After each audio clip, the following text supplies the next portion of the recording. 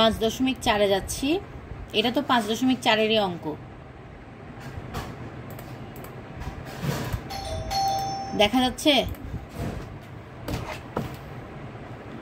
দেখা যায় অঙ্ক। এটা 5.4-এরই অঙ্ক। দেখো এখানে প্রথমে বলছে প্রথম রাশিকে উৎপাদকে বিশ্লেষণ করো। তাহলে প্রথম রাশিকে উৎপাদক বিশ্লেষণ করো, এটা আমরা কিভাবে করব? আমি আলাদা একটা পেজ নিচ্ছি।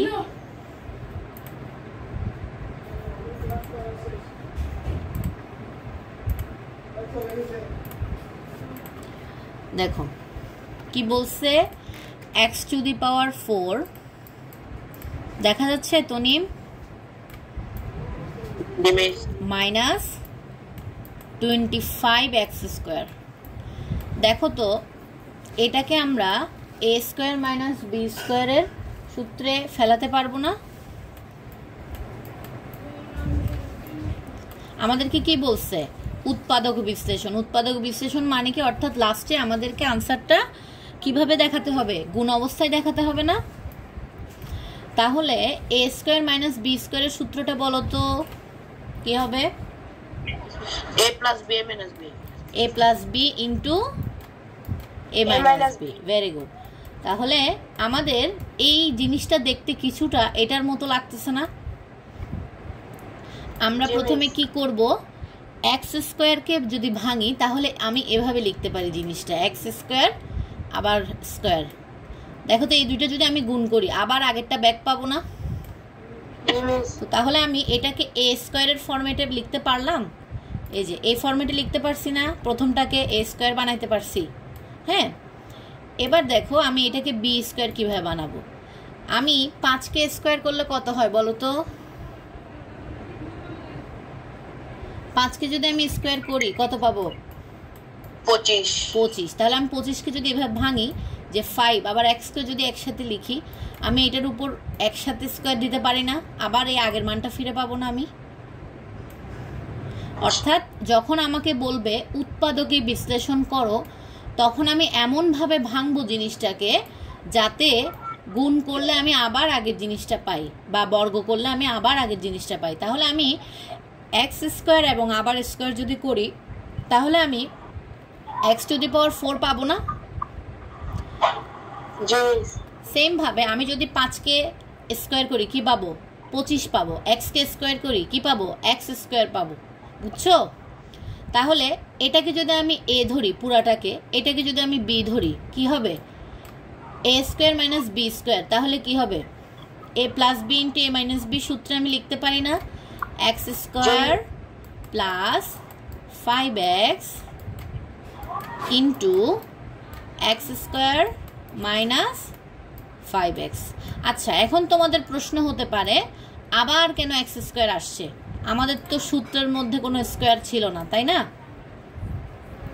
কিন্তু কেন আসছে স্কয়ার? কেউ কি বলতে পারবা? কারণ এখানে স্কয়ার কোনটা?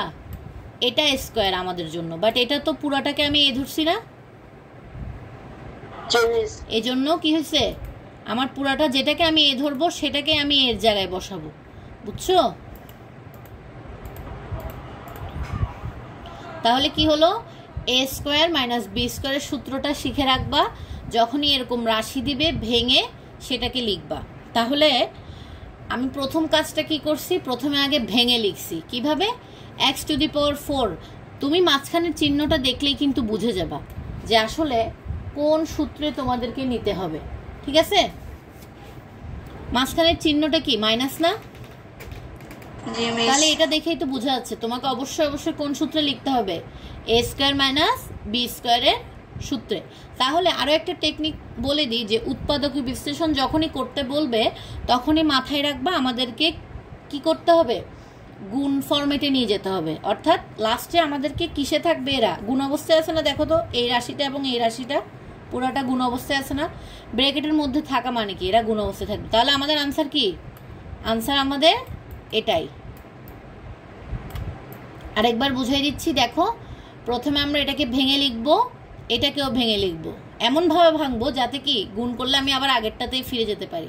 তাহলে x² এটা হোল টু দি পাওয়ার 4 আছে, মানে এক্স টু দি পাওয়ার 4 আছে। তাহলে আমি যদি ভাঙি কীভাবে লিখতে পারবো? এক্স স্কোয়ার আবার স্কোয়ার। কেন আবার স্কোয়ার দিছি? কারণ এখানে তো শুধু এক্স স্কোয়ার না, এখানে 4 না। তাহলে 4কে ভাঙলে আমি 2টা 2 পাবো না?